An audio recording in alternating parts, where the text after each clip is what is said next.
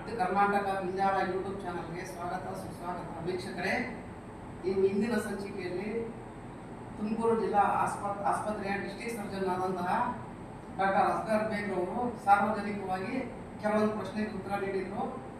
ಈಗಿನ ಸಂಚಿಕೆ ಈಗಿನ ಪ್ರಶ್ನೆ ಕೆಲವೊಂದು ಪ್ರಶ್ನೆ ಕೇಳೋಣ ಬನ್ನಿ ವೀಕ್ಷಕರೇ. ಸರ್ ನಮಸ್ಕಾರ. ಸರ್, ತಮ್ಮ ಆಸ್ಪತ್ರೆಯಲ್ಲಿ ಸ್ಟ್ರೆಚರು, ವೀಲ್ ಚೇರು ಮತ್ತು ಮೇಂಟೆನೆನ್ಸು, ನೀರಿನ ಸಮಸ್ಯೆ, ಕ್ಯಾಜುಯಾಲಿಟಿಯಲ್ಲಿ ಸಿಬ್ಬಂದಿಗಳು ಕೊರತೆ ಇದೆ ಅಂತ ಮಾಹಿತಿ ಇದೆ ಸರ್. ಈ ಬಗ್ಗೆ ದಯಮಾಡಿ ನಮ್ಮ ವೀಕ್ಷಕರಿಗೆ ತಿಳಿಸ್ಬೇಕು ಸರ್. ನಮಸ್ಕಾರ, ನಾನು ಡಾಕ್ಟರ್ ಅಸ್ಗರ್ ಬೇಗ್, CI, ಜಿಲ್ಲಾ ಶಸ್ತ್ರಚಿಕಿತ್ಸಕರು, ಜಿಲ್ಲಾ ಆಸ್ಪತ್ರೆ ತುಮಕೂರು. ಈ ದಿನ ಪಿಂಜಾರ ಯೂಟ್ಯೂಬ್ ಚಾನಲ್ ಮಾಧ್ಯಮದಿಂದ ಒಂದು ಸಾರ್ವಜನಿಕರಿಗೆ ಒಂದು ಸುದ್ದಿ ಹೇಳೋಕ್ಕೆ ಇಷ್ಟಪಡ್ತೀನಿ. ನಾನು ಬಂದ ಮೇಲೆ ಹಂತವಾಗಿ ವೀಲ್ ಚೇರ್ಗಳು ಹಾಗೂ ಸ್ಟ್ರೆಚರ್ಗಳು ಎಲ್ಲ ವಾರ್ಡ್ಗಳಲ್ಲಿ ಕ್ಯಾಶುಯಾಲಿಟಿಯಲ್ಲಿ ಸೌಲಭ್ಯ ಇದೆ.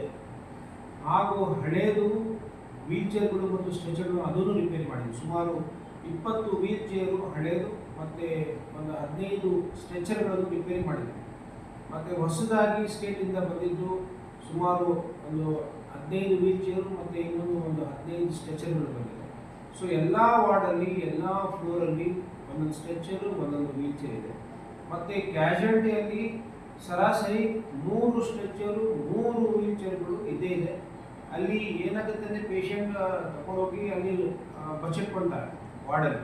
ಸೊ ಅಲ್ಲಿ ಮಾಹಿತಿ ಗೊತ್ತಿರುತ್ತೆ ಎಲ್ಲಿ ಕ್ಯಾಶುಯಾಲಿಟಿ. ಸೊ ಕ್ಯಾಶುಯಾಲಿಟಿ ಸಿಸ್ಟಮ್ಗೆ ಗಮನ ತಂದರೆ ತಕ್ಷಣ ಅವರು ವ್ಯವಸ್ಥೆ ಮಾಡ್ತಾರೆ. ಒಂದು ವೀಲ್ ಚೇರು, ಸ್ಟ್ರೆಚರು ಯಾವಾಗಲೂ ಡೋರ್ ಹತ್ರ ಇರುತ್ತೆ. ತಕ್ಷಣ ರೋಗಿಗಳು, ಸೀರಿಯಸ್ ರೋಗಿಗಳು ಬಂದ ತಕ್ಷಣ ನಾವು ಅವ್ರಿಗೆ ಸಹಾಯ ಮಾಡಿ ಅವ್ರಿಗೆ ಕ್ಯಾಶುಯಾಲಿಟಿ ಒಳಗಡೆ ಕರೆದುಕೊಂಡು ಹೋಗಿ ಅವರಿಗೆ ಚಿಕಿತ್ಸೆ ನೀಡ್ತಾರೆ. ಇದು ಒಂದು ತಪ್ಪು ಮಾಹಿತಿ. ನೀರು, ನಾನು ಬಂದ ಮೇಲೆ ಸುಮಾರು 3 ನೀರಿನ RO ಪ್ಲ್ಯಾಂಟನ್ನು ಹಾಕಿದ್ದೀನಿ. ಒಂದು ಟ್ರಾಮಾದಲ್ಲಿ ಹಾಕಿದ್ದೀನಿ, ಒಂದು ಲೇಬರ್ ರೂಮ್ ಎದುರುಗಡೆ ಹಾಕಿದ್ದೀನಿ, ಒಂದು ದಾನಿಗಳು ಒಂದು ಮಾಡಿದರೆ CTMR ಹತ್ರ ಹಾಕಿದ್ದೀನಿ. ಸೊ ಇನ್ನೊಂದು ನಾನು ಡಿಸ್ಪೆನ್ಸರ್ಸ್ ಎಲ್ಲ ವಾರ್ಡ್ಗಳಲ್ಲಿ ಹಾಕಿದ್ದೀನಿ. ಪ್ಲಸ್ ಇನ್ನೊಂದು ಹೊಸ ಬಿಲ್ಡಿಂಗ್ CCB ಅದು MCH ಅಲ್ಲಿ ಈಗ ಇಂಪ್ಲಾಂಟ್ ಮಾಡ್ತಿದ್ರು. ಸದ್ಯಕ್ಕೆ ಅವ್ರಿಗೂ ಅಂತ ತೊಂದರೆ ಏನಿಲ್ಲ, ಅವ್ರಿಗೆ CTMR ಇಂದ ತಗೋಬೋದು. ಸೊ ಇಷ್ಟು ಹೇಳಿ ನಾನು ಆ ಮಾಹಿತಿ ಅವ್ರಿಗೆ ಯಾರು ನೀಡಿದ್ದಾರೆ ಅದು ಸ್ವಲ್ಪ ಮಾಹಿತಿ ಸಿಕ್ಕಿಲ್ಲ ಸರ್. ಕ್ಯಾಶುಯಾಲಿಟಿಯಲ್ಲಿ 2 ಸಿಬ್ಬಂದಿ ಅಲ್ಲ 4 ಸಿಬ್ಬಂದಿ ಬೇಕು ಅಂತ ಹೇಳಿ ಮಾಹಿತಿ ಇದೆ ಸರ್. ಈ ಬಗ್ಗೆ ಇಲ್ಲ, ಕ್ಯಾಶುಯಾಲಿಟಿಯಲ್ಲಿ ಜಾಸ್ತಿ ಸಿಬ್ಬಂದಿ ಕ್ಯಾಶುಯಾಲಿಟಿ ಇರೋದು.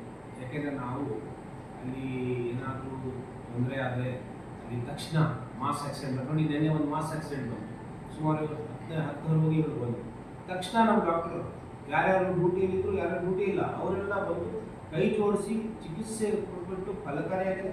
ಯಾರೂ ಮೃತಪಟ್ಟಿಲ್ಲ, ಬಟ್ ಇಬ್ಬರು ಬ್ರಾಡೆಡ್ ಆಗಿದೆ, ಅಲ್ಲೇ ಸತ್ತೋಗಿದೆ. ನಮ್ಮಲ್ಲಿ ಬಂದ ರೋಗಿಗಳೆಲ್ಲ ಚೆನ್ನಾಗಿದ್ದಾರೆ. ಮತ್ತು ಯಾರಿಗೂ ನಾವು ರೆಫರ್ ಮಾಡಿದ್ವಿ, ಅವ್ರಿಗೆ ಇಲ್ಲೇ ಚಿಕಿತ್ಸೆ ನೀಡಿ ಅವ್ರಿಗೆ ಆರಾಮ ಮಾಡಿ ಮನೆ ಕಳಿಸ್ತೀವಿ. ಸೊ ಈ ಥರ ನಾವು ವ್ಯವಸ್ಥೆ ಇದೆ.